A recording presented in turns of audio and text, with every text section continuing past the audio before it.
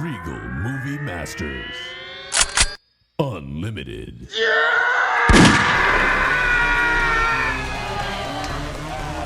This is the Regal Movie Masters Unlimited podcast, where we indiscriminately watch every goddamn movie that comes out at the local theaters.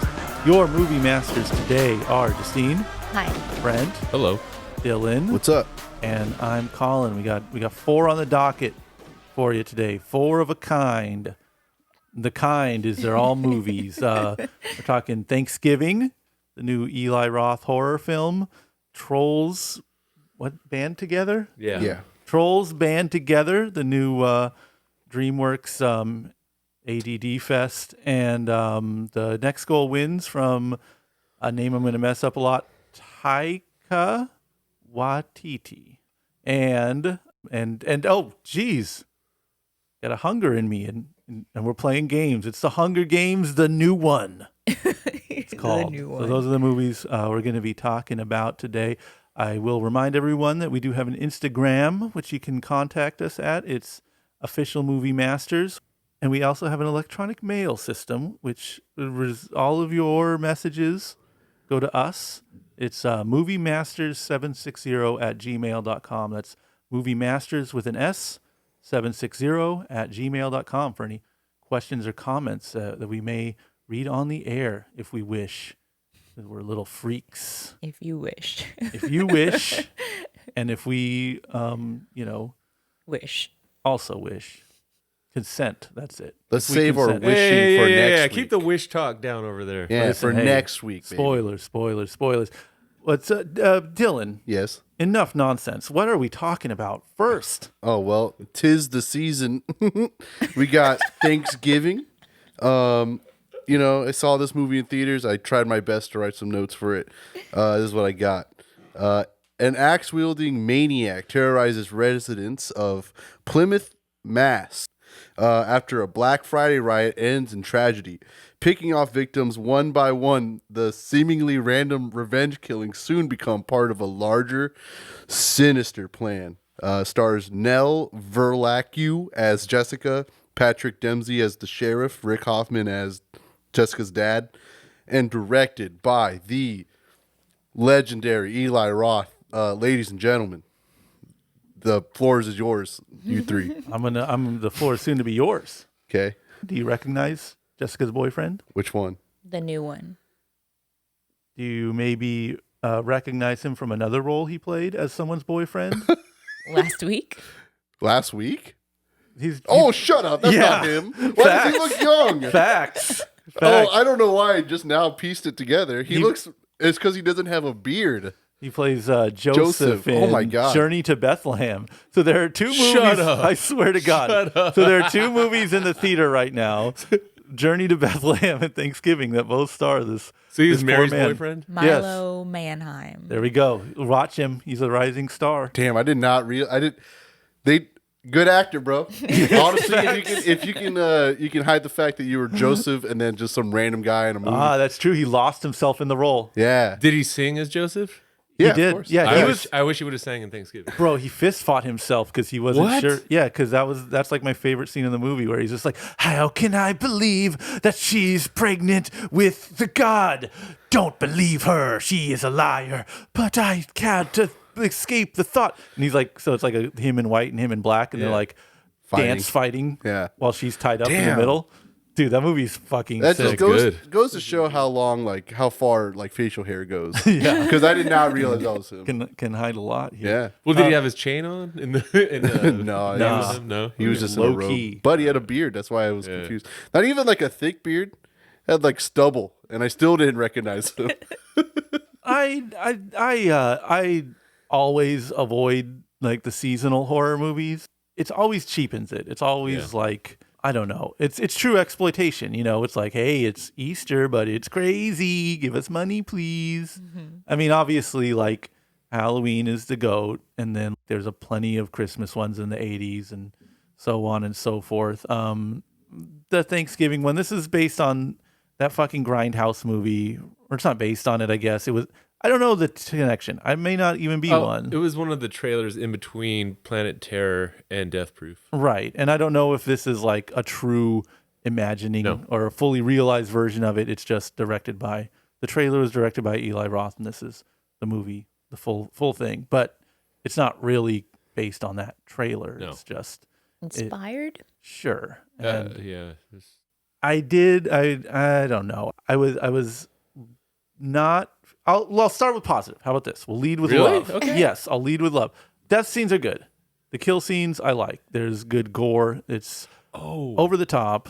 The trampolines kill was probably the best one, or at least my favorite. And even aside from like the gore and like how explicit it is, he can bring tension, like people hiding and they're getting chased. That stuff's on point. I thought there was good, like incidental comedy in the movie. There was that part when they're in school and it cuts to like a classroom scene and it's this jock guy reading this like very serious essay, and he's like, "That's why I will never celebrate Thanksgiving again." And he puts it down and just starts crying, and these two girls are like at him, and he lifts his shirt up to like dry his eyes, and he's got these like perfectly chiseled abs. That's funny. He finds humor, I think, like genuine comedy in the high school jock culture he portrays, but that's kind of at odds with this slasher that he's taking kind of seriously, and anything that isn't actively funny or way over the top violent, you are just looking at some Zara mannequins just chatbotting with each other, like completely, I don't care about these characters. I don't care about anything that's happening. This is not a plot.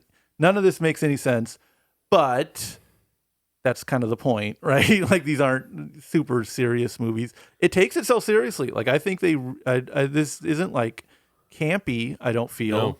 When they're talking about like the family relationships and the history and her thing with the dad where the trampling took place and all that, like they take that shit very seriously, and it doesn't work. Like it shouldn't be taken. It's just downtime, But then a kill happens. And you're like, okay, I'm back in. And admittedly, by the end of it, which is just all killing, it's, the crazy, gory, triumphant end, I was in. It cut out all the slow crap and the, bad character development and stuff. And it was just, a killing spree and crazy creative deaths. And overall, I think I was entertained, like despite my best self. Like I should be too good for this movie, but I guess when it's all done and over with, I'm not. I'm just as much of a piece of shit that deserves this kind of garbage. I gobbled up the trash in the end. Huh. Yeah, I gobbled. I'm not proud of it, Yeah, you shouldn't be. but I gobbled, okay? It's Thanksgiving. You can gobble. Yeah. I'm gonna gobble. I mean, it's totally just like, it's watchable. It is pretty laggy, though. I agree that toward the end, when things really start picking up, is kind of when you can care more. And I think that's because that's when you get to spend the most time with the villain. Right. You don't get a lot of him until like the third act or whatever.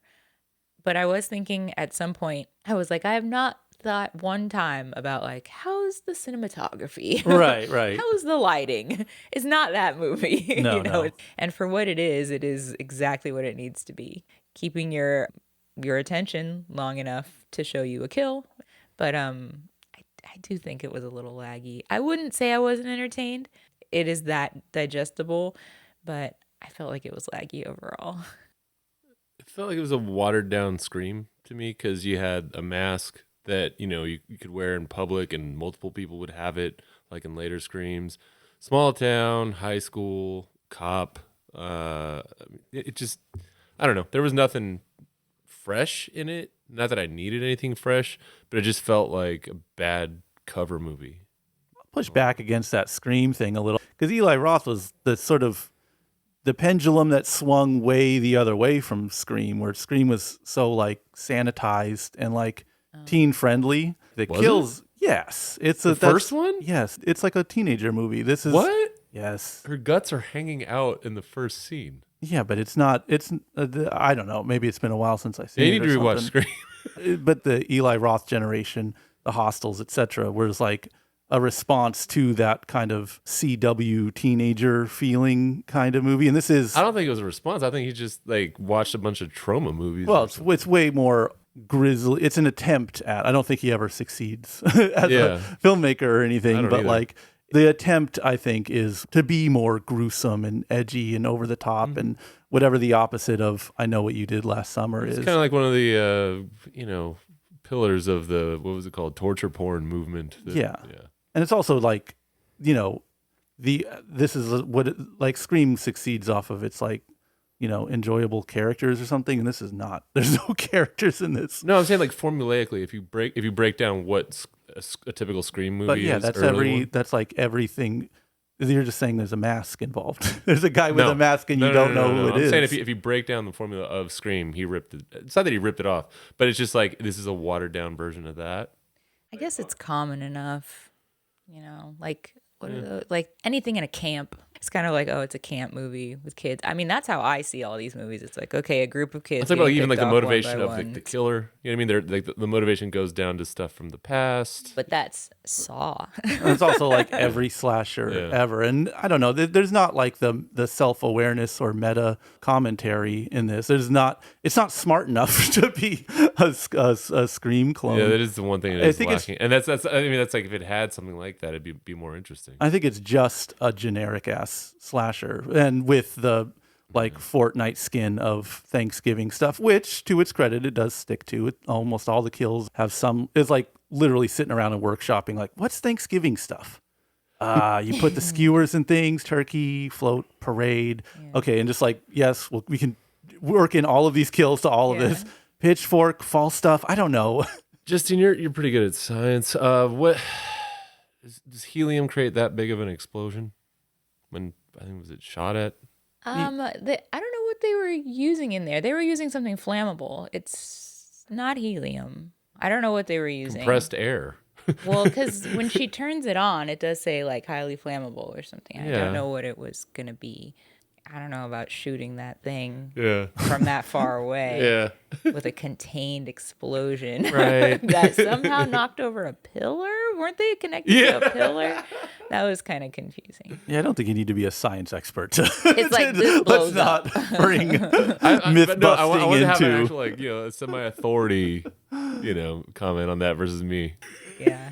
I do. I really like that they used that big chicken thing. A turkey, I guess. It's a turkey. Again, just Thanksgiving. crossing off. When you think about it, a turkey is a big chicken. Yeah. But I was thinking a little bit of like My Bloody Valentine. Here's a town where their thing is this holiday. Right. I like when they do that because it's like, okay, there's a holiday and you're going to do a slasher. All right, that's kind of whatever. He's going to do thematic kills or something like that. But it's always funny when the whole town is going over the top for this holiday. Right. That's how you can get away with the guy wearing a mask of a pilgrim. Sure. know?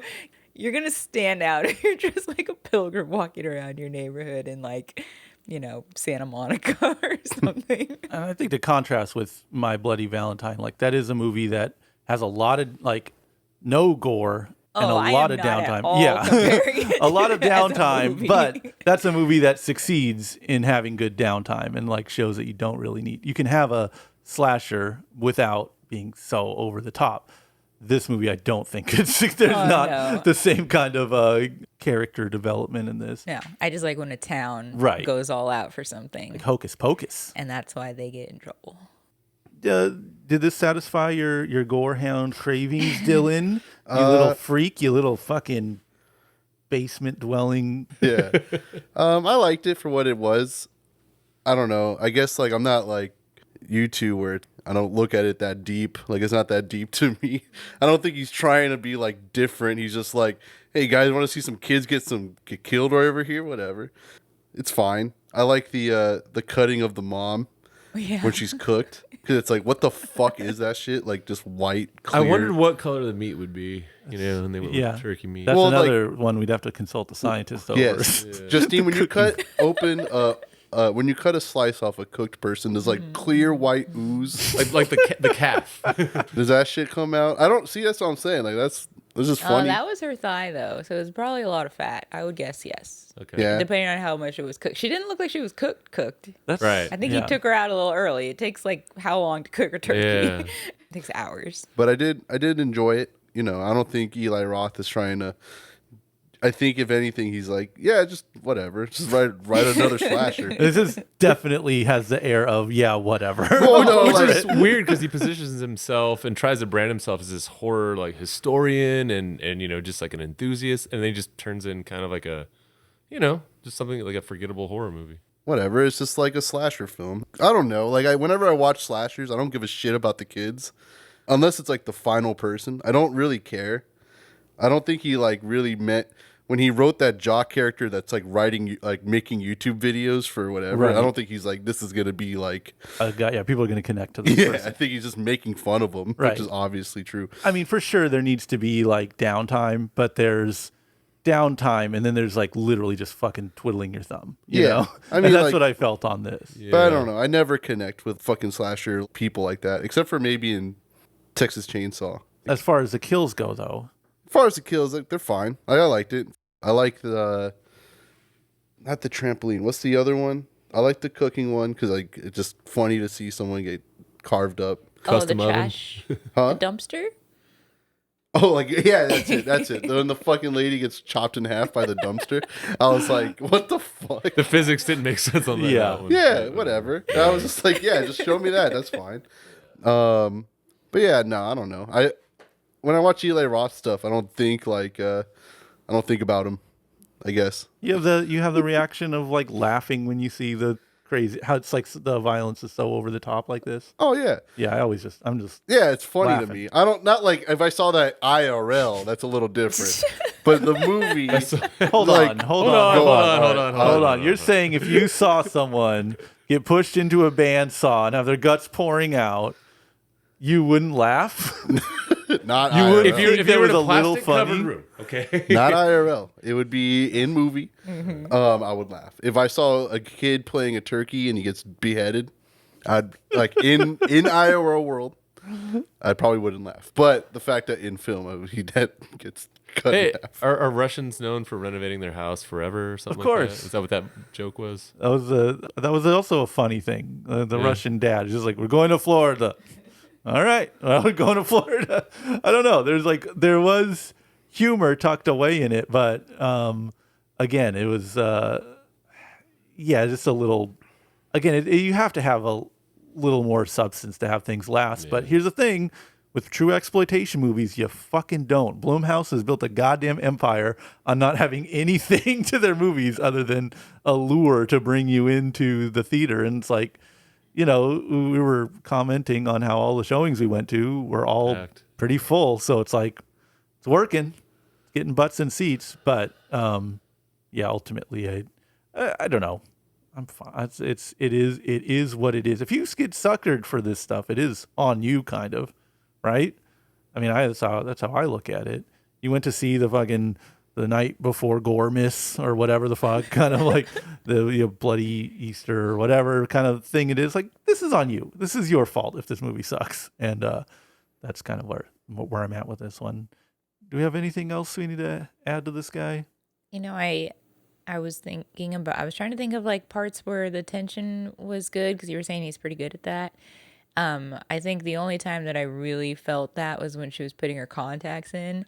And I was like, oh, he's going Eye to make her stuff. poke her eye. Ear He's going stuff. to make Yeah, her yeah, poke her yeah, eye. yeah. And then she didn't. And I was like, man, they spent a lot of time on those contact lenses. Well, I guess, when tension, like when they are literally running from the guy or hiding from the guy. Oh, yeah. You know what? I didn't like that. There's a didn't lot of hiding. Yeah, it And I worked. was okay with the girl when she pretends to be a mannequin. That's kind of funny. Yeah. But when it's literally like the mom where you're just hiding in the house and he keeps poking at stuff, it's like, all right. I don't know. I guess that is just like it works for you or it doesn't. Yeah. And there's a craft in getting it to work. And I think there's, again, whereas there's a lot of this movie that doesn't have craft, I think those moments for me were like, okay, this is nice. You almost wish he had like just call him in to do those scenes and have someone else write a real story. Yeah. And then like that could be like a dynamic duo, But for what it is now, it's sort of it's just there. Again, it's just a little trap to catch you. You know who was the most weirdly fleshed out character was the scuba guy? Yeah. I don't know why. Gave him some time. Yeah, they gave him time. They gave him emotions when people died and stuff. And he was like trying to figure out how to solve things, and he actually fights back, and he's there from the beginning till the end. It's like, wow. That is kind of a twist, I guess. There's like multiple survivors. They don't drag out that whole last girl phenomenon. Yeah. She needs help. Yeah. Who do you think did it the entire time? That's a good question. I don't think her mom, Gina Gershon, really died. I think she was masterminding it all. Is that her mom? Yeah. That's another reason why I was thinking of Scream, because it's a whodunit, and then they got red herrings throughout. But that's every slasher movie. Yeah, I don't think that's her mom, Gina Gershon. I think that it was like her aunt. My understanding of it, Gina Gershon was the girl's mom who died in the trampoline event. Gina Gershon was about to leave the girl's dad and wind up with the cop, and she got trampled at that thing, and that's why he wanted revenge on everyone, because he would have ended up with Gina Gershon, aka that lady's mom. But I thought, okay, hold on, sorry, we're doing so deep dissection right now. I thought Gina Gershon was just an aunt, but her dad is the guy that owns the store, and then her stepmom was that lady. The stepmom was the lady that But got then that's cooked. her mom? The stepmom was the lady that got cooked, and the dad's like, sorry, I winded up with that lady too quickly after your mom died. Mom dying being Gina Gershon. I was just sad that Gina Gershon wasn't in it more. I mean, I asked you who you think did it. You didn't answer it. I told you. You just said Gina Gershon? Yeah, I know. Oh, said she I didn't thought you were really making a die. joke. No, are you making a joke? No. Before the reveal, who do you think did it? I'm sorry. Short boyfriend. Wait. Oh, I thought it was the scum. Because the guy said military training, so I was like, oh, it's the scumbag guy's dad because they said he served in Iraq. Oh. And then I also thought it was the lady's really mom and that she didn't really die. But that was my honest pitch. Okay. I was being serious with you too. Yeah, so I was like, why are you getting mad at me, bro? Just asking since anyone else had another guess. No, I thought it was the cop. And then I thought, or maybe they would make it that one guy with the guns. But he's too helpful. And he had the best piece of dialogue. Oh, yeah. Giving some shout out to our Ronnie James fuck Dio yeah, era dude. Sabbath. Definitely felt seen on that moment. That was nice. Yeah, I was so stoked when he started saying, like, then they found the fucking best. Yes. Those a Finally. little elf. Finally, someone gets it. I was like, hell yeah, dude. I thought it was the baseball kid, bro. Because they that's what we're saying. because they Little- did knock over the bucket and a bunch of baseballs fell out of it. And it's like, foreshadow. And I was like, nah, that's too much information. Anywho, Thanksgiving. Are we gonna cut off a slice of this one, or is it best save this one for leftovers? which one's the good one? I think you're eating it because you're cutting off a slice. And Sometimes leftovers are really That's what I'm good. saying. I'll take I'll again, fucking, you know what you're getting into with this bullshit. It's fine for what it is. There was enough to keep me in, but it was a struggle to get there. And anything that isn't a death, just prepare to fucking take that turkey, trepamine, truffle sauce. Turkey. What's in the turkey? There's a chemical. Tryptophan? There's a chemical in the turkey that Tryptophan. makes you sleepy. Tryptophan. Tryptophan. Yeah. Chug some of that. Take a little nap in between the kills, and you'll be fine. Yeah, you can take a slice. I agree that you know what you're getting into when you watch it.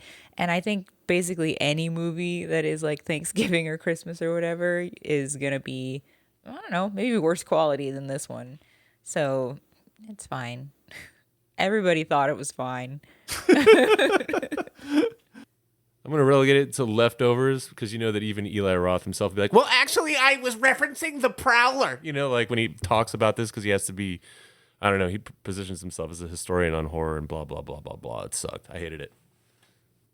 Go ahead, cut yourself a big old chunk of it, dude. This movie was good. Don't listen to this fucking hater that doesn't understand movies. I don't get it. Colin and Brent over here can't understand anything. I just don't get it. That's it. Did you like this one or Wonderful Knife so far? I liked this one better than Wonderful Knife, but I also might have just really disliked Wonderful Knife. This one obviously had better kills. That's kind of what he does. And literally nobody knows who made It's a Wonderful Knife. Yeah. So That's the true fucking filler. It's been a rough couple weeks. I'll just say that. What's next, Dylan? Oh, well, we got a next goal wins. With the 2014 World Cup qualifiers approaching, down on his luck, Coach Thomas Rangan tries to turn the American Samoa soccer team into winners. Features Michael Fassbender as Coach Thomas. I'm sorry if I'm pronouncing your name wrong. Kamaina as Jaya. and directed by the legendary, the exquisite, the beautiful, the great, the amazing, the talented, the muscular, the beautiful, again, Taika Waititi. That's all I got. That's all. I didn't. I feel bad saying anything bad about this movie because I feel like Oh, you can. they had fun making it. Mm-hmm. I feel like this is like a very much his kind of humor, understated, dry humor that old Taika is known for. There's that, but that's sort of at odds with like the sports movie, which kind of has to be a little intense or something. I don't know. Something about this one just. He comes on screen right away, and, Mm-hmm. and he's a narrator, and he tells you, oh, and embellishments had to be taken to, I guess, to cover the fact that Coach Rongen is somehow transphobic out of nowhere. So I don't know. This was another one. Again, it was a bad week of the movies. I didn't like this one at all. I think it's a kind of a pacing thing. Yeah. Sort of. If you take like Gran Turismo, which we just saw, Oh, yeah. that's a good like underdog sports story. You know, it's hitting the beats, it's hitting them fast. You're getting to the end point, but I think the humor in this movie and like I guess the island culture that it's presenting, the American Samoa, right? You know, it's all about being laid back and kind of, I don't know, being fun and wry and I don't know, relaxing, I guess. And so it's kind of weird to have this genre of film, which is usually very intense and, you know, fast paced with this more mellow vibe, the island chilled out vibe, I guess. Fassbender we were having this conversation because we saw Killer. I have a question about that. Uh-huh. Is he not American? That made it kind of weirder, right? I'm not sure. Yeah, I think he's, I don't know, you know what nationality Fassbender is? Because I thought they're bringing in a British football coach, which made sense. But then it was like, oh, he's an American coach. I'm like, what? Well, that's probably he probably was a real American, I guess, but you can have British people play Americans. I think we've decided that's He's fair. Irish. Yeah, but within the Irish, okay. context of football, it's like, I don't know. If like I've paid attention to that sport, so it's like you think Why? Of British. Well, Thomas Rundgren is Dutch. Yeah, and they said he was like from European. Europe. Yeah, Yeah. Yeah, he didn't okay. really Okay. specify. So it's By an that, American. but Dutch is different than Irish. I don't know. Fassbender's Irish. The guy he's playing is Dutch, but His was nationality in is America. American. So that's why they were saying, but he's originally from Europe. And they were like, ooh. It's Yeah. just weird because this is a pretty well documented story, and there actually is a documentary about it. Literally nobody knows about this. Yeah, they do. Yeah, I mean, it's if you Only watch- if you're a soccer person. no, if you're into sports, you've Sports people aren't into soccer. but the sports stories. I mean, I don't know. I've never heard of Dylan. Is this new to you? Yeah, I didn't really. So you're outnumbered officially. Yeah, I think, yeah, people who like sports documentaries might, and people who like soccer, international soccer, I will add, might. But I think the general public only going to know Taika Waititi. And this maybe feels like a movie pitched towards general public or like kind Yeah. of, I don't know. it's like a kids sports movie made with adults. It's so, I don't know. It's just not well done. There were young people in our theater. Yeah, kids watching it. Yeah. You had people? Yeah. I had nobody in mind. I don't know. I thought it was, yeah, I agree that the pacing was weird. I think the tone was weird too. Like sometimes it was funny and lighthearted, but only when some people were on screen. And that's kind of strange. Like Fassbender's being like very serious. And then you have the guy that leads the American Samoan Football Association. Right. And then he's kind of silly. Yeah. And then you have players who are taking it seriously.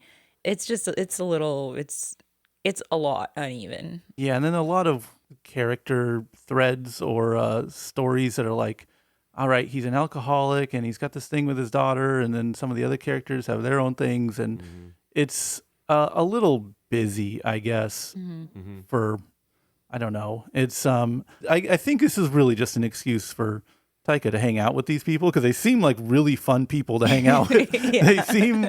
They genuinely seem like they were having a good time making the movie. I can see this being fun, probably like improvised dialogue and all that kind of stuff that goes with that. But, you know, again, having a lighthearted, fun, dry comedy and a sports movie happening at the same time. It just kind of felt, I don't know, in conflict, and then also weaving in the more dramatic elements. And I think it's cute that in like, you know, it's the whole like one for me, one for them model for filmmakers, right? And he's like, he makes his Thor movies, and then he gets to do this project. And like you would think maybe the project that he gets to do on his own is going to be some edgy R-rated, like I'm outside from the mouse, I can do what I want. But he's oddly making something probably more family friendly than the Disney movies he's making. And I don't know, that's wholesome. It's all around the sweet, cute, fine. But overall, I would reach the same conclusion ultimately, which is that just didn't really work for me. Yeah. What you were saying just now about it being a comedy in a sports movie, I was trying to think, is it a comedy? I mean, I guess you'd have to say it is. Yeah, like, there's funny elements. Yeah. Yeah, Taika wore fake teeth for it. It's a comedy. Yeah. Well, Justin Long wore fake teeth in It's a Wonderful Knife, and that was bad. Good recall. Yeah. But that was funny. I kept laughing at that. See? I thought Taika was funny because why is he even there? He is there to be there. Yeah, he's there to be there. I don't know. The comedy didn't always hit, and it was pretty uneven. I do think that they tried to put too many things in here. I think when you have a movie like this that succeeds, it's because it's focusing a lot on one person and their growth or whatever. And he has growth in it. I just think that they also spend a lot of time. I don't know where they spend the time that doesn't work. Right. Something about the pacing. But I agree. It's like lighthearted. It's fun. You know, sit me in front of some war dances and I'm going to watch it. Those are so cool, I think. And so I thought that was neat. They were having a good time. Dylan, I'm putting you on blast, bro. Go ahead. You saw this movie before me and you were just like, yeah, it's kind of whatever. It was okay. I was like, wait, okay, hold on now. Yeah. From Dylan, it's okay. Yeah, it was okay. I didn't know what to think about it. And then as soon as about 20 minutes in the movie, I was like, oh, so this is what he's saying. Okay. I see where he's getting at. Yeah. And somehow that is the most cogent review of this film. Yeah, I was like, yeah, it's okay. Like, I don't know. I'm not hurt. I don't really care. If I wasn't doing this podcast, I might have seen it, but who knows? This actually goes back to what Colin always tells me. Don't get excited for these movies. Because this is the one where I was like, yes, I'm going to see that one first. It's going to be awesome. Well, he's brought us joy. Taika Waititi has brought us a lot of joy over the years. Early in his career, he did. Well, He's still doing it. I have you on record as liking the last Thor movie. Yeah, don't cool guy. That was last But year. if you listen to that one, you'll also hear me talk about how even he makes fun of how shitty like all the production is. Yeah, that was a fumble on his part. I Yeah. think we can all agree. But that was also last year, and I don't think he has nothing to do with the show What We Do in Shadows, right? Just the movie, right? I haven't seen the TV show though. TV show's great. Is it? Okay. Movie's mid. TV show's great. But either way, he's earned some good grace. I'm gonna make a little soccer movie for fun for him, I guess. He's in New Zealand. Yeah. He's a New Zealander. How many movies do they get to Polynesian. make? You know? Let him make a soccer film. And I do like his humor. It's so dumb. Yeah, this stuff. I don't know what the difference is between like the New Zealand humor and British humor, because I hate British humor with a passion, and I hate soccer with a passion. But you and love New watching Zealand? this fucking movie and there's the New Zealand stuff is derived from Britishness, but it's like it has that same like, hey, you going up there? Oh yeah, I was gonna go up there. Why are you going up there then? Well, that's where I'm going. Well, you can go up there if you want. Well, no, I'm worried about what's going on up there. Like that pacing of comedy, I just want to fucking shoot my brains out. But he does it not obnoxiously, and he does it well. I'll give him that. I think it's more like Midwestern humor Really? or like Canadian. It's kind. Yeah. It lacks the mean. It's like British comedy without the meanness. Yeah, it's like funny, but accidentally, just kind of by way of being like absurd, that you wouldn't think a normal human being or a real human being would be that nice or that calm, I guess. All right. You know? Yeah. I think But either way, it works. next goal wins. Is this a goal, or is this like the most exciting, thrilling game of soccer you've ever seen that ends in a tie? Is this a 0-0 game or a 1-2 game? Oh, no, this is you don't need to see this. It's fine. I'm not mad at it. Let him make his little movie, but you're good. You can skip it unless, you know a young person who is into soccer. because it's fine. It's fun. I, as a person who does not care at all about the sport, Which is why you shouldn't recommend it to people that play soccer. no, I think that you will like it Like for children, who are the only yeah. people who should be playing soccer. Yeah, that's what I'm saying. Young people who I play wouldn't have liked this soccer as a or kid like when I was soccer. playing soccer at all. Because, they were entertained. It's fun to see people getting to run around and do their drills and such, but it doesn't get into, you need to go into this formation and blah, blah, blah. It's like there's soccer's happening, and you like watching soccer happen. It's, so it's fine, but it's not particularly well made. Sorry. Stick this one in the penalty box. It's another trash movie. Go ahead and watch it. It's pretty good. I thought it was okay, honestly. I just like seeing Polynesians just kind of running around, just kind of like playing soccer the best that they could. That's all. That's all I got. Is Fassbender like a good actor, or does he just have the air of being a good actor? Like, I take him as like someone who's good, but after watching this movie and that fucking killer movie, I'm like, oh, is he like a Gerard Butler type, where it's like, oh yeah, he has a name that a good actor would have, so I assume he's a good actor. He was the bomb as Magneto, Yeah. no doubt about it. But if that's what I remember you as, is a little children's story movie. You don't remember him as the robot clone guy from the Alien prequels? Holy Prometheus. shit. See, I was going to disqualify Dylan from this question, but can you name like 3 other Fassbender movies? I can't. And disqualify me. Yeah, because I know you can. Oh, okay, fair enough. I already named 3 just by yeah. accidentally Like saying I said, we them all. watched him fucking, In The Killer. Yeah. mumble along in The Killer. Yeah. And it's like, oh, well, Fassbender, he does good movies. It's like, wait. Then we looked at his filmography, and it's like, oh, wait, he just kind of does junk. And he just gets by because his name sounds like the name of a good actor. Also, honestly, I confused him with Skarsgård from Infinity Pool, that guy. And you could Skarsgård's, any of the Skarsgårds get There's away multiple with it. ones, yeah, I there know, you and they all can get away with it. Anything they want. So Well, Because smart. we all Away with it. accidentally get them all confused. Yeah, Yes. so they kind of spread it out. Oh, Kinda the guy from Oh, It. we're on to him. They all sort of do the Pennywise is in same this kind of film? movie. Yeah. All right, I'll see. Oh, that's not Pennywise. Oh, yeah, we figured this shit out. Okay. Oh, the guy from Infinity Pool is in this movie for the thought- basement movie. What's it called? Mama? What's the basement film? Yo, what are you talking about? Barbarian? Barbarian? The Mama basement? Yeah. Yeah. Basement Mama. Yeah, All I, basement can think, Mama. all I can think about is Justin Long again. Because this is the year of Justin Long. Yeah, but Skarsgård's in there for like the first 20 minutes. Yeah. Oh, that's right. And But he's that's good That's in a it. different Skarsgård, right? Yeah, that's the Pennywise Bill. Skarsgård. Yeah, that's not the Infinity Pool Skarsgård. No, But that it's- guy is too artsy for this one.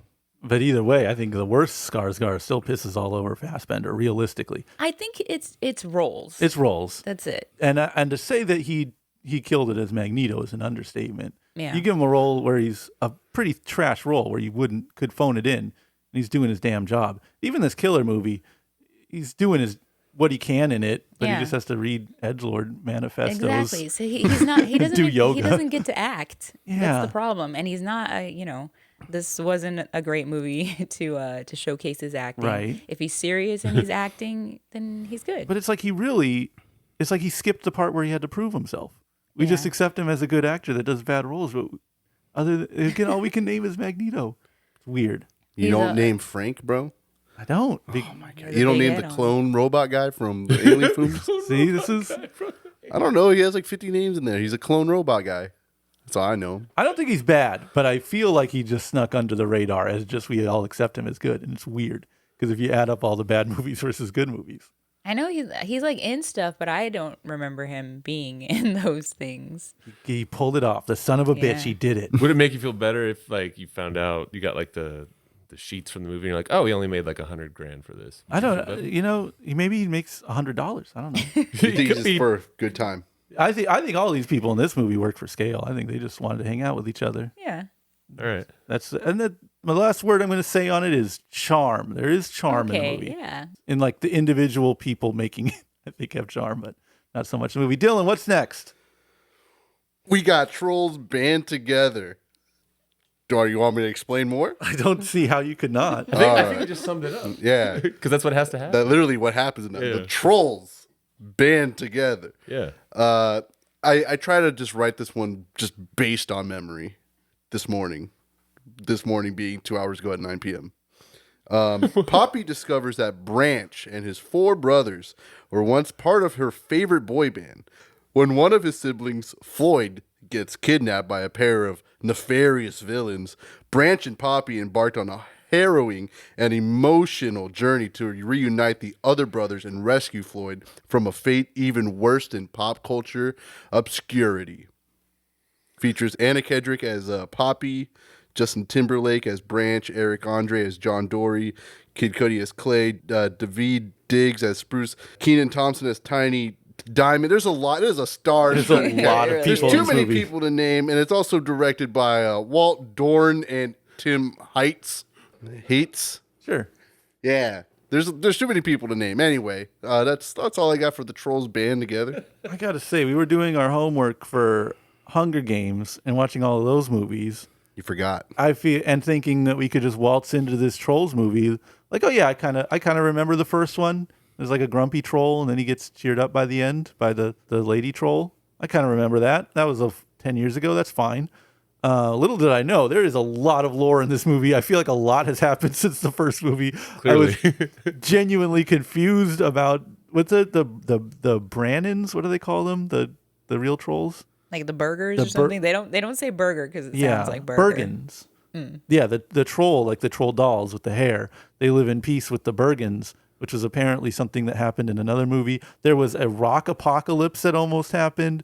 There's like a lot of lore in this fucking movie that I feel like we missed out on by not frequenting the franchise. But Not that we needed it, but that it would have been nice because it's interesting. yeah, it's strangely fleshed out for, Yeah.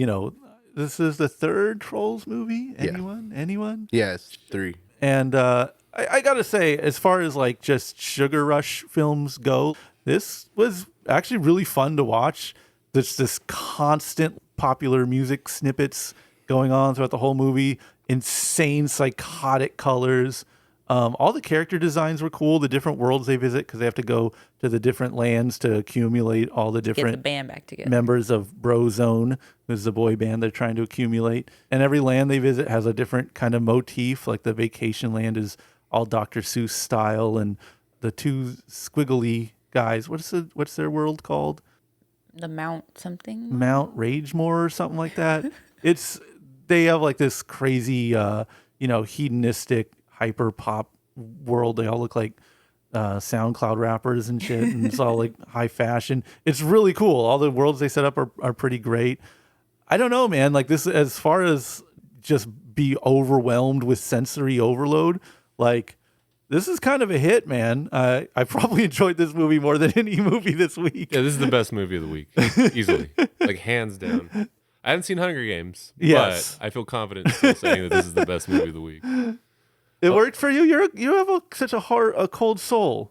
Yeah, but like This was able to warm it up. Yeah, if you're gonna lean into, like you said, the psychotic nature Yes. of this underworld of Bergen, and you got a band called Brozone. What the hell is that? So great. And then like I think what hooked me is like the reason why they had to get them all together in order to save the others was because their voices had to come together in a harmony. They call it like family harmony. Perfect family harmony. Yeah, but that's like actually based on a real concept called blood harmonies. Okay. So if you listen to like the Leuven brothers, that was a perfect example where like people that are related can harmonize in a different way than you or I could. The Carter sisters and Yeah, so on yeah, and so exactly. forth. Yeah. So it's really fascinating, and it's cool that kind of got integrated into such a big mainstream movie, because maybe some people will look into it now and check out some examples of it. I don't think they will, but it would be awesome if they did. But yeah, I mean, but like I just like that something that was just so nerdy kind of like made Right. it in as like a main plot point, and I was like, oh, that's awesome.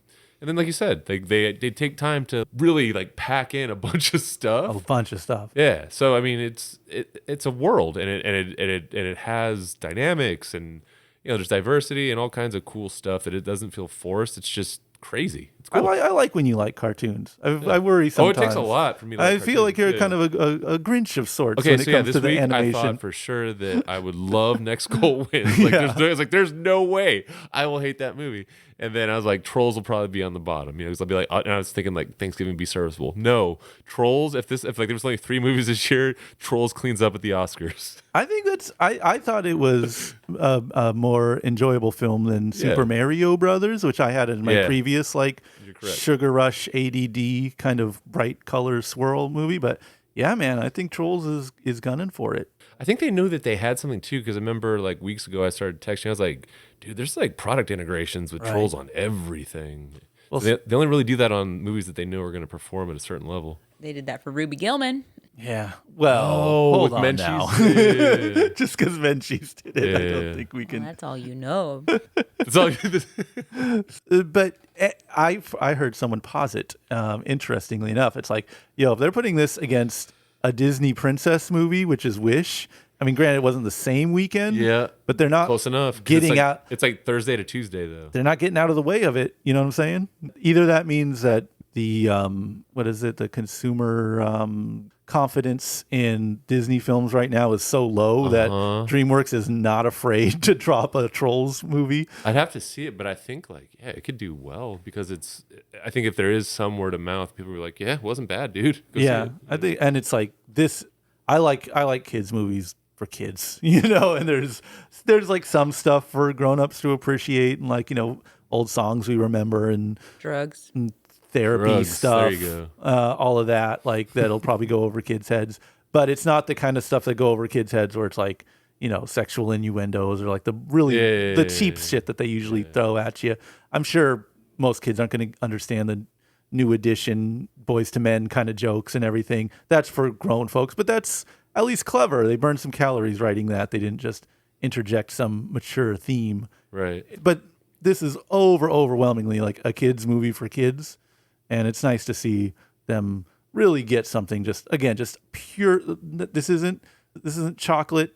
This isn't licorice. This is like pixie sticks, just mainlined. Yeah, like when you rip it open and your face is too close to it, and it just gets in your the dust gets in your lungs. Absolutely. Yeah.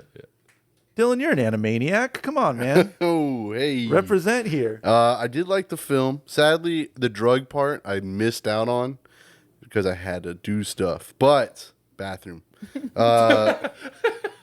When I came back and he took the drug, and I was like, what the fuck is that? My friend was like, that's drugs. They just named it something else. And I was like, oh, okay. I like the animated part where they go into, what's it called? Hustle mode? Hustle mode, yeah. It's like a Yellow Submarine style. Yeah. I was like, fuck, this actually looks really sick on this screen. Like, I don't know what theater you guys saw it. I saw it in like the bigger screen in the San Marcos one. Yeah. And I was like, God damn, this looks amazing. I wish I was high, bro. I was like, yo, I was tripping, dude. I was like, yo, you see that guy, that buff dude that just comes and throws the bus or something? He has 3 eyes. I thought that was a reference. Again, I don't have the data to back this up, but I remember there was like a Ninja Turtle. Like the Trolls were so big in the 90s. They were like, we need to do boy Trolls. And they did a Ninja Turtles knockoff called like the Power Gems or something like that. I swear this exists. I know they had, some of them had gems. No, there are a line of troll dolls that are like buff, like He-Man toys. And they have troll hair. And there's a cartoon about it. And this isn't like some vague recollection I have. Like maybe it was like I will place fucking money. I don't know the names. It's like Gem Patrol. It's something silly. They have gems in their bellies. I do remember these. Oh, and I think, but they were buff. They were buff. They were like, I remember the gems. I don't remember. Again, they were just like, oh, not enough boys are playing with these troll dolls. Let's make them jacked and like the Ninja Turtles. And then oddly enough, boys might not have played with them, but Jimmy Fallon did. I saw him open for the Strokes, and half of his set was just he was talking. He was holding up one of those troll dolls and talking through it. Oh, yeah. Speaking of drugs and cocaine, exactly. Jimmy Fallon is... Yeah, opening for the Strokes. There you go. But you know what I was wondering about? None of them is flesh-colored. That was like the whole gross thing about the Trolls is that they're like they're gross. Well, now we got to sell toys to. Yeah, now they're like Again, purple and blue, and it's like, okay, this is acceptable. We've had a whole trilogy building lore to get away from the flesh-colored trolls. Okay, just because you're late doesn't mean. There's no flesh-colored trolls in the first troll movie. I know we don't know that. Maybe that's part of the lore. They just deleted them. I'm trying to remember IRL. Wasn't Bergen the company that made them? Okay, and I think the Bergens in this movie are like the Yeah. real trolls. Exactly. And the troll That's what it dolls is. are afraid That's of like how you get away the from real the trolls. flesh. I don't know. We're gonna have to do some deep diving into troll. Did you lore. watch the Rock Tour one, the second one? No, it sounds fucking sick though. Pretty sick. There's a rock. They like go to apocalypse. hell or something, huh? What was it? What are the deep cut rock songs in that one? Do you remember? They do Welcome to Hell from Venom. All aboard! Okay. And then they're like, "Oh, we got to drive fast," or something. And I think they're literally on a train Okay. to hell. But is it like the rock people are attacking the pop people? Because I'm down for that. That sounds Yeah, like I a think great like movie. no, I think they're like, you need to get the fucking key to hell from all these demons in hell. So they cuss a lot in the second one? Yeah, it's like Yeah. fucked up. Like Jack Black's in it, and like, "Hey guys, fucking hey!" That's like his role. That guy. Yowza! There's a series Jack on Black. There's a series on Netflix, right? Really? I Yeah. think there's a series. I think. I didn't watch Don't that. quote me. I swore I saw you watch those. No, that was some other. I mean, we watched a lot of cartoons. I'm not I feel gonna like lie. maybe at the time, years ago, I watched Oh, some are you eps. talking about the GDT one? no. that's different. Oh, it is different. Yes, you're right. That was Troll Hunters. Very Yeah. completely No, unrelated. no, not that one. The like Netflix show, right? We were watching the Fast and Furious Netflix. There was cartoon that. for a That was while. amazing. I remember that era. That was cool. You guys so sucked into family. Okay, so we know that in this one the trolls did drugs. In any previous trolls, have they murdered people? Not on like not stabby. Has there been an accidental death? I'm sure, but I think That's they so just come sick. back. You know, like, oh, I pushed him off the ledge, and then he comes back. Okay. Later. God damn it! Why'd you fucking push me off the fucking ledge? They cuss a lot. That's how they talk, dude. It's fucked up. Like these kids are watching these parents at 9:30 p.m., 10:30 p.m. The latest showing for Trolls 3, taking their fucking children there, and all they're hearing is, "Man, what the fuck?" Well, Like it does Kenan take- Thompson cursing constantly. It does take place in Jersey. Michael Rappaport is a troll. A troll cop. Guys, listen. Let me tell you something, you fuck. These guys, they wouldn't know understand. Oh, dude, when they make like the hip hop trolls, like because if they do Oh the my rock God. guys attacking Yeah. horse movie, they get the hip hop trolls in, and it's Michael Rappaport, and Oh, it's okay. like all like granddad rap. It's all just like skibbity hip hop, ba dee doo, like. No mention of anything beyond like 1988. Like Houdini is like the freshest rapper they reference. They And this- force him to go stop at 88. yeah, and Michael Rappaport's like, you guys, you don't understand. This is real hip. This is when it was real, okay? This is the real thing we're giving you. I won't slip into Michael Rappaport. I won't be able to get out. No, go ahead. 30 minutes. Go I ahead. can get into it. I can get into it, and I can get out of it. I get out of it when I want to get out of it. All right, because that's the thing with these kids. They don't understand what it was like back in the day. Grandmaster Cash, the Furious 3. All right, this is the real roots of this music. Okay. Well, don't they in Trolls reference the bands as troll bands? Oh, like all the original music is. Yeah, like Trollsy Osborne, Trollsborn. or See, some again, shit. I'm out of my element. In this one, they don't. There's They Brozone. don't talk about bands. Yeah. They just like make jokes about it. Like, Yeah. I hope Oh, I get Saturday it. we can get some menudo. Right, right, stuff right. like It's that. a take on Ozone, or is it just Okay, I'll buy Ozone that. Bros? I mean, I can Wait, see it. it was O-Town. Was there an Ozone? Oh, Yeah. get it? Oh, I think it's just funny. Yeah. Yeah, Brozone. Oh, it's a bunch of boys, bro. Yeah. They're just bros. And Anyway, actual NSYNC. There we go. yeah. Showing up at the maybe they're end. like some of them thought they're gonna like be romantic with each other, but like no, you're bro zoned. Can you believe they made Justin Timberlake say Brozone's back all right during that one song? Crazy. Wow, And then NSYNC shows up as trolls. that's right. And you said that is a new NSYNC song because Yeah. it really is NSYNC. This is advertised as the first new NSYNC music in a long time is in this Trolls movie. That's crazy because when I sat and watched that entire song being played, that's when the kids at 12 a.m. were leaving. Yeah. They're like, we don't need this boomer shit. Oh, We got- fuck this. Lame. We need Lame. Anna Kendrick singing some songs, bro. I don't blame them. Who gives a for shit about the new NSYNC song?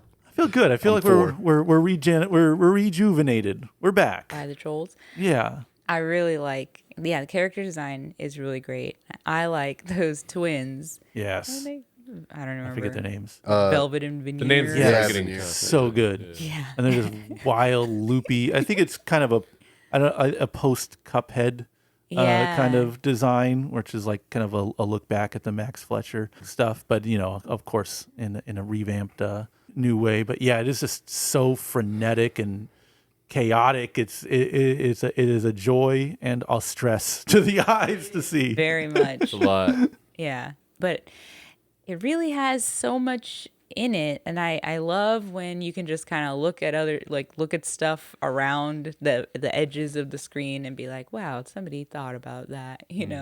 That was really cool. And the colors are just crazy. And we saw kids taking pictures in front of the posters and stuff. This is like, kids love this. I don't know how parents feel about this. I mean, again, they play a lot of the music Yeah, from they do. kind of every generation, I guess. And it's like, there's so much merch for Yeah. this, which could be a bummer or not. Like, they could be into worse things. And there's songs, but there's no whole song. So Yeah, snippets. Yeah. They are not wasting your time. it's like mashup everything. So I don't know that your kid could really latch on to something like that. Like, like You will not be sing able it to bond death. with your kid. I don't know. Again, it's just so hyperactive. Yeah, it really is. But I like that. I think you see too much like serious kid stuff. Yeah. I don't understand how kids can watch some of these cartoons. Frozen or something. Well, okay, yeah, Frozen is a good one where it's like all sad and everything. But I mean like cartoons where it's like it seems really boring. What name is names. what Why is you- happening in here? Find some shots. Well, I mean something. If you walk in at a kid watching Avatar: The Last Airbender, do you Okay. have any idea what Fair is enough. going Yeah. on? That adventure kind of stuff. Sure. I get what you're okay. saying. Yeah, where it's just like, man, you really have to pay attention to this, and it doesn't seem very fun. But then you watch this, and it's like, oh my god. Trolls World Tour. Are you buying? Wait, is it called World Tour? What's it Yeah. called? No. Band Together. Yeah. Trolls band together. Are you buying a ticket to this concert, or are you gonna turn the volume way down? I'll buy a ticket to this one. This is again one of the better animated features of this year. I said what need to be said. You know what time it is. Yeah, buy a ticket, bring some friends. There should be a QR code on this one so you can share this with, Your kids gift who ticket, would like yeah. to Great see call. it. Great call. Yeah, I think it's really fun. I think it's imaginative, which is something that I love to see, and super colorful. It does have the DreamWorks color palette, but it's like glitterified, so it's like everywhere. Yeah, it was a good watch. It was fast. I like that Eric Andre is in it. Like Kenan Thompson is in it. They're both really funny. We're all just conveniently omitting that Amy Schumer's in it. She played like the best character too. She's a troll girl? She was Velvet. Oh. Yeah, Oh no, I thought she played the sister. I didn't realize she was in it. I think she's Velvet. Velvet and Veneer? Yeah. Hold on. Let's don't know. fact check this. This is worth fact checking. Who's Viva? Was that her sister? Yeah. Oh, that's why I got it confused. Amy Schumer is Velvet and Viva is Camila Cabello, dude. Crazy. Zoe Deschanel is in this? I Yeah. thought she was the crimp girl. 'cause She's she Bridget. I don't know She which brings one. out a ukulele. No. No, but Bridget is the troll girl, the Bergen Oh yeah, it's her one, friend. which The is one who crazy. talks like this. Yeah. Yeah. She's a quirky girl, bro. She's doing a quirky thing. I'm being funny. Well, I did think she was going to be the character that plays a ukulele. Yeah, that was a missed opportunity. All right, listen up, moviegoers. Not only are you going to buy the ticket for this one, I need you to get the VIP meet and greet so that you can see the Trolls early, go to their sound check, maybe get a drumstick and a set list. If you like movies, this is the best movie of the week. I'm gonna turn the volume up and buy a ticket, dude. This Trolls movie was badass. And also, fun fact, I just looked this up on accident. I didn't mean to look this up. Did you know that the 2D animation part where all the trippy bus stuff was when the hustle mode was happening, you know that was like Titmouse Production doing that? Oh, wild! Shout out to Like they just crazy, the right? goats. For those of us that don't know what Titmouse is, what's that? They did all the Adult Swim animation. Yeah. Oh, okay, there you go. Yeah. I was just Maybe like, not all the, but well, most of the good ones. Yeah. Whenever you see that bird just go chirp. Oh, Yeah, that's too- okay, gotcha. Yeah. And so I was like, whoa, that threw me off. Because I was looking to see if I know I should have just said this here, the Velvet and Veneer World. Yes. I thought the whole time this was like a Sony movie. Like it threw me off.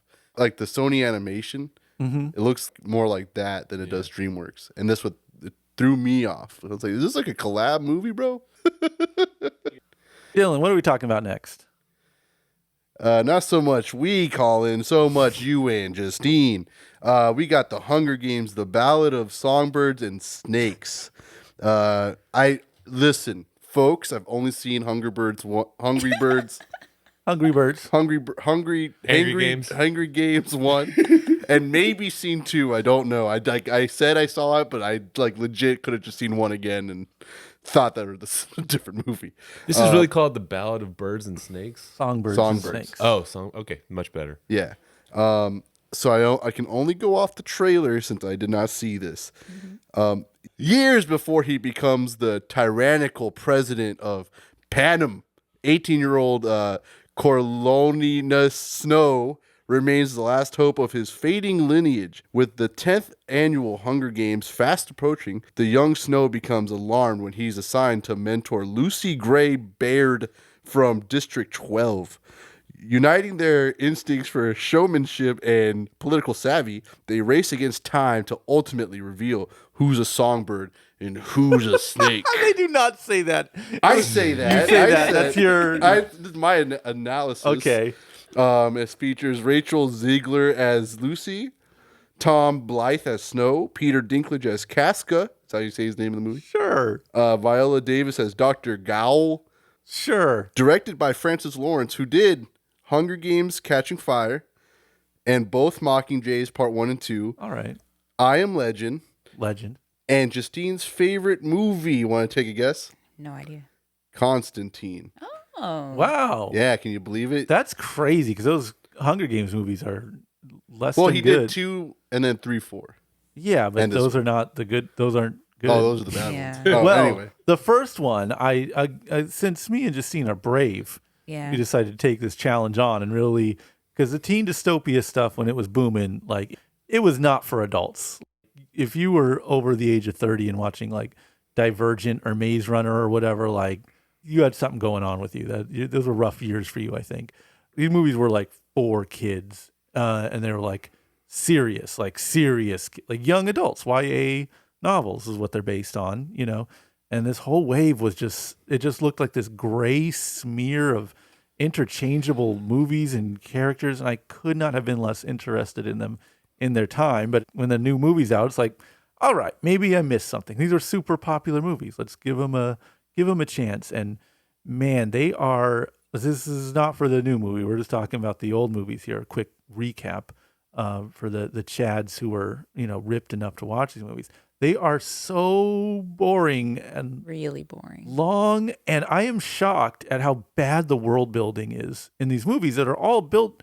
The whole Hunger Games thing is like they're based in like it's a dystopian future, and the districts are pitched against each other. And I don't know if we've just been spoiled from like, I think the whole world, the whole concept of like world building, I don't know, maybe came into prominence after these movies. And I mean, you have stuff like Star Wars. well, yeah, you have Lord of the Rings, for God's sakes. I mean, it's not like it was a new thing, but I'm just saying, like, if you watch the new Dune movies, let's say, those put you in those worlds, and they get you caught up, and it's dense, and there's a lot of lore to it. Whereas these movies, it's like, well, the Hunger Games are happening, and they're bad. It's like, but do we like the Hunger Games? You gotta like them because we say it is. Do you guys like them? Whoa, no, we just need to have them. So we have to send someone, like it's so paper thin, this premise, or every district has a randomly selected person, but anyone else can volunteer for it. And this stretches on for so long. And that Jennifer Lawrence girl, the Katniss Everdeen, which you're going to hear a lot if you decide to marathon these movies, she is like the most important girl ever for no reason. Like she wins the first movie. She's like, she won the Hunger Games. It's like, okay, cool. Because she gamed the system and she was able to get her friend to survive. And for no reason at all, they're just like, this is a revolution now. Hey, those of us that haven't seen it, what are the Hunger Games? So They kill each other or something? All right, so there's like a super overlord aristocracy people, and there are these 12, 13 districts that each make their own stuff individually. And the only credit I'll give to this lore that they built is like each district makes their own stuff independently of the other districts. So it's kind of like, how the rich pit working people against each other. It's kind of a metaphor for that, I guess.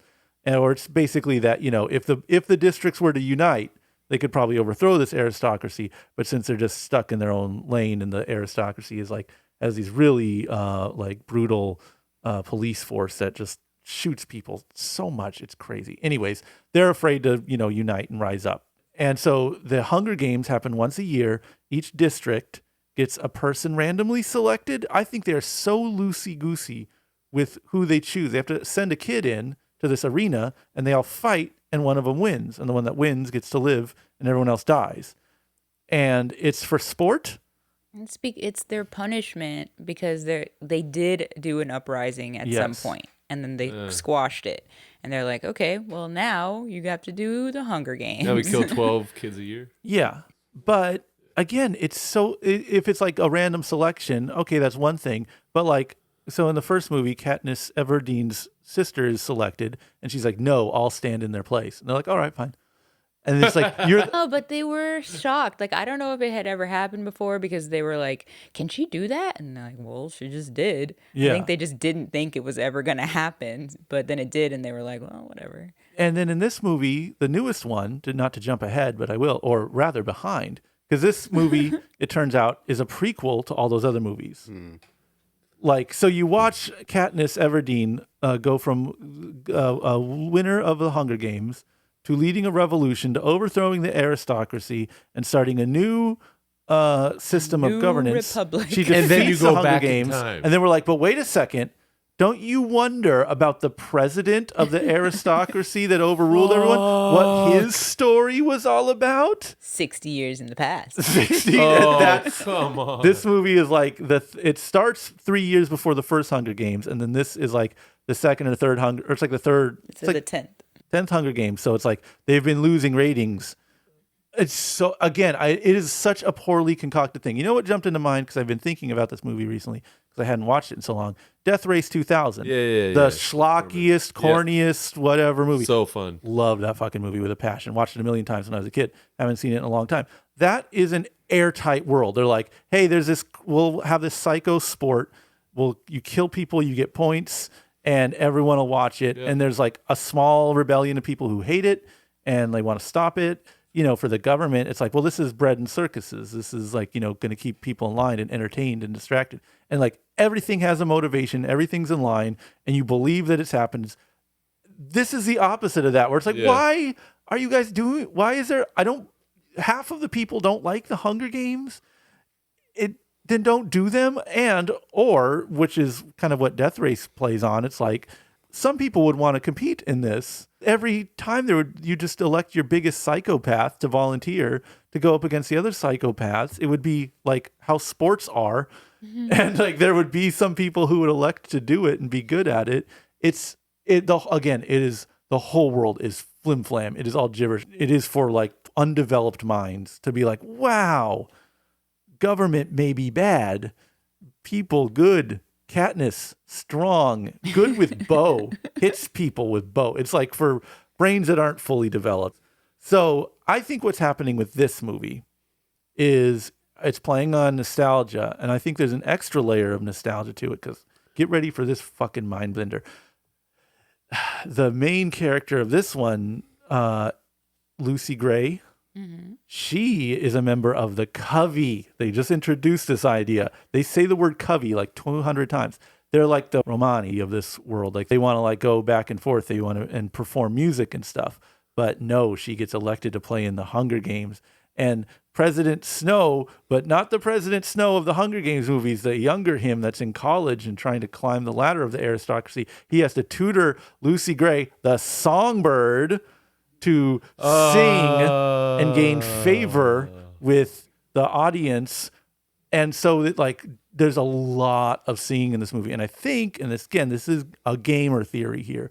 I think because of the time, the popular music when this was coming out was all that Banjo-Kazooie stuff, the Mumford and Sons and whatnot. And so like half of this movie, the music, I think because it's like they're getting you back in, it's all like, I was a man who went down to a place where men do die. And it's like that. I will say the other Hunger Game movies don't have music No. in them. And this one has a lot. Huh. Or no, for no reason at all, Jennifer Lawrence starts singing in one of those. She sings that song about the hanging tree, and then they tell you the origin story of the hanging tree song in this movie. When everyone is around the stupid lake, and they're just like, sing. And then she does. Oh yeah, Yeah. that made no sense. Oh, good God. There is so much boring fucking... Does it take place on Earth? No. It's It doesn't Never- say. not important. They don't say. Again, piss poor, paper thin. It's not like 3,000 years after the bomb, which is all you would need to tell me. You know, like I'll buy anything. Just tell me like whatever, and I'll go with it. They just don't say. It is pretty thin. Yeah. And if you start asking like one question, you're gonna be totally thrown off. This one is weird. It has some interesting elements that I feel like are, taken from some other things, but that I still like. And there really could have been a more interesting. There is a more interesting movie that could have been made out of all of this. Mm-hmm. The thing that's kind of cool is the Hunger Games, whatever. It's like Battle Royale. But these Hunger Games, they're like really small. They do it like in an arena. And the reason you want your person to be liked is because people can like, what is it like on TikTok where you like give them gifts? It's like that. A drone will come in with like water. Waffle. Yeah, you can like give them gifts. Ice They cream. get points. Yeah, you like donate or you pay points to them because you like them. And then their mentor, who is the snow guy, is like watching on a big monitor, and he can choose like she needs water, and then the drone will send her some water. And that's cool.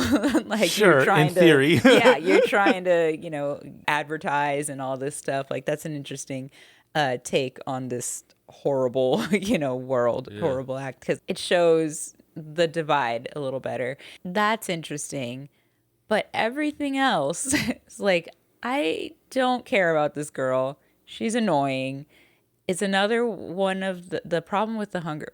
There are many problems with the Hunger Game movies. One of the most annoying things about the Hunger Game movies is the Katniss Mary Sue issue. Yeah. Where it's just, she cannot do any wrong. Everybody loves her. Everybody is obsessed with her. It's like silly. The Mary Sue epithet gets thrown around at like any woman who's a main character. Let me tell you, if you want to see a real true blue Mary Sue, Yeah. watch the Hunger Games and look at Katniss, and that's a pretty clear example. Because again, it's just for no reason. And then this girl in this movie is like, again, just for no reason. We're supposed to root for their love and their romance, and she talks like this the whole movie for no reason. You just go with it. I don't know why they talk like that. Well, she talks like that. This is just how anyway. the Coveys sing.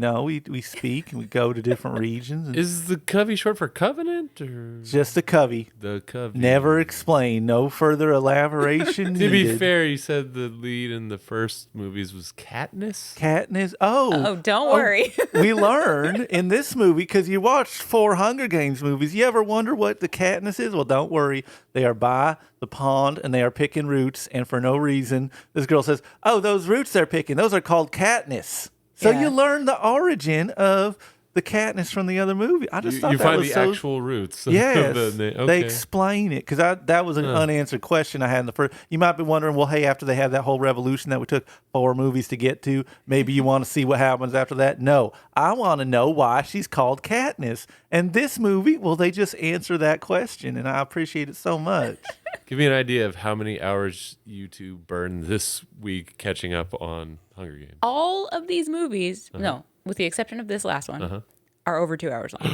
And this one keeps it at a scant 2.5 hours. Yeah. The longest one yet. But again, it's because they have to explain so much, such as the meaning of the root Katniss, and they have to sing the song that Katniss sang in the other one. They have to sing it in this one too.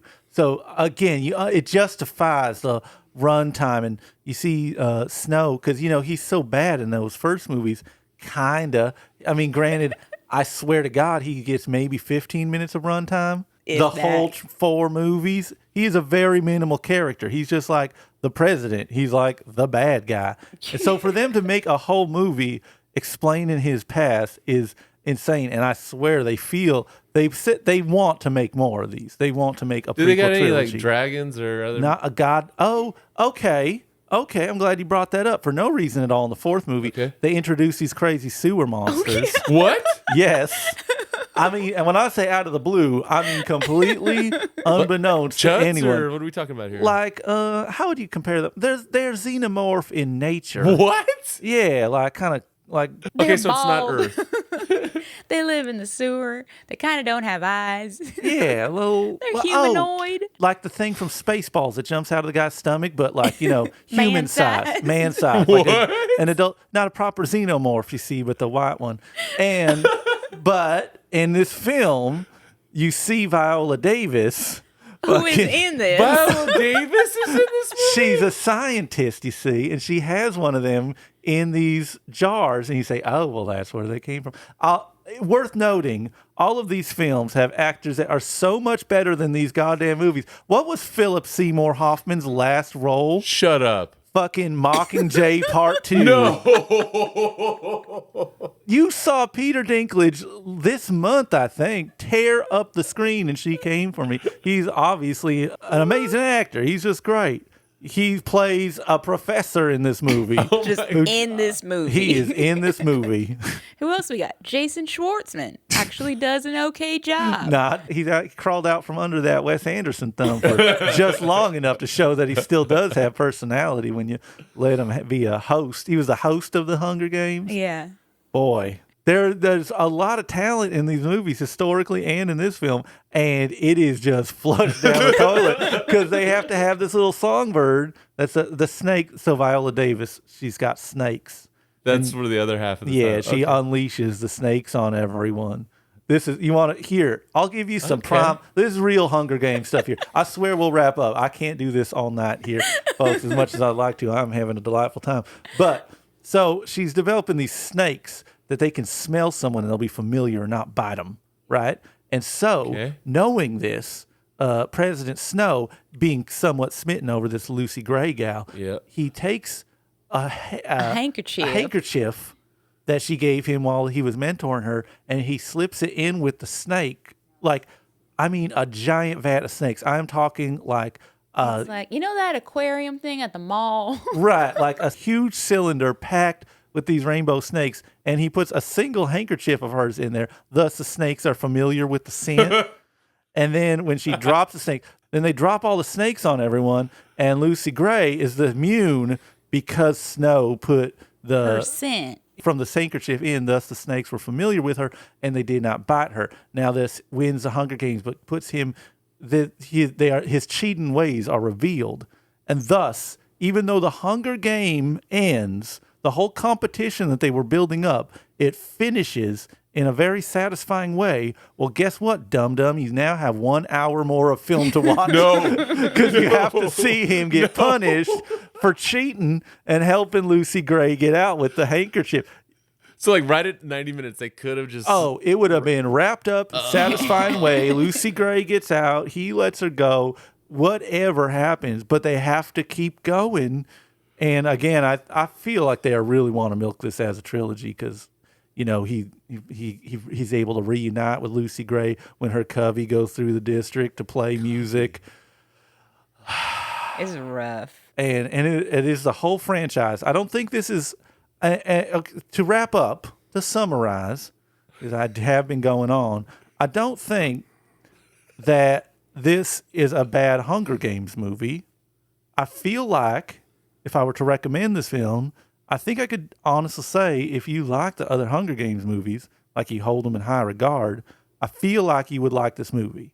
I feel like it has the tone, and this is from the bottom of my soul, a real dark area that I live in that I am confessing to y'all right now. I kind of like the tone of these movies. Like they're boring, not in a good way, just in a like you're watching them and things are happening and you're like, God, this is a lot of nothing. I love moving pictures. If you want me to make a vow on my family Bible that I will not be watching Divergent or the Maze Runner series, I will not make such a vow because I cannot promise that a morbid curiosity will drive me to go into these decades past and watch more of these films because I feel like there was a lot of them for like 5 years and then they stopped completely and nobody seems to have any nostalgia for them or ever talk about them or they have any kind of pop culture relevance, but they were huge at the time. And I don't know. Again, I think it's just some kind of nostalgia that they're playing on with this movie. Look, the box office don't lie, hun. This is not doing great. I don't think it's the slam bang pow that the original films were. Certainly not a phenomenon by any stretch of the means. Looking at making a third of what the first movie made in its opening weekend. So I don't know if the audience has moved on for this, but I might be going back and watching more of these movies because they are so dumb and just unhinged and boring and stupid, but in a kind of comfortable way. So I don't know. Don't watch this movie if this is your first Hunger Games, don't start here.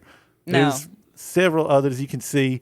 They're not very good. I wouldn't recommend them, but if you love those movies, I'm not judging you because I don't wholly hate them. I mean, I don't think anyone's really arguing that they're well made, but if you have a fancy for these films, I don't blame you. And I think this one will satisfy. Not fleshing out the lore or anything like that, but I think it is a passable Hunger Games movie. And that is my estimate. What that means to you, I shall leave it to you. Justine, what do you think? It's boring as hell. I don't, if you are a big diehard Hunger Games person, I don't think that you would like this. It's not serious enough. Like, it's not like grim enough. A lot of melodrama. Yeah, but it's just like so much singing, and she's supposed to be like bright, like she's more colorful. She wears a stupid dress, and like I forgot so much of this movie. I And know. it's coming back to me, and I'm not enjoying it. But at least, at least in the other Hunger Games movies, it's like everyone's just kind of bummed and looks all bad, except for the people in the capital city who are like flamboyant and they wear all this crazy stuff. But then she, for no reason, just looks different than everyone else. And she's supposed to be, she's so bright and bubbly. And it's like, why? Because she's a songbird. It's a ballad. She's got a ballad of her and then the snakes that she defeats with the handkerchief from her beloved. Yeah. So I feel like that boring half is more Hunger Gamesy. And everything about this new girl is not. I don't think anybody's going to see themselves in her the way that I think the YA audience saw themselves. It is not in a proper Katniss. female power fantasy, you're saying? Yeah, because like Katniss is, and I think Twilight is about the same. Oh, we're knocking on the wrong door on this one. Like in terms of, there's a love triangle because this girl's the She's best. the most and important girl in the world. The belle of the ball. Yeah, and you have that in the Hunger Games, but this one you don't. It's just this guy and this girl, and you're not really sure that he likes her. Is this franchise big enough that you're going to have fans of the original quadrilogy? Is it 4?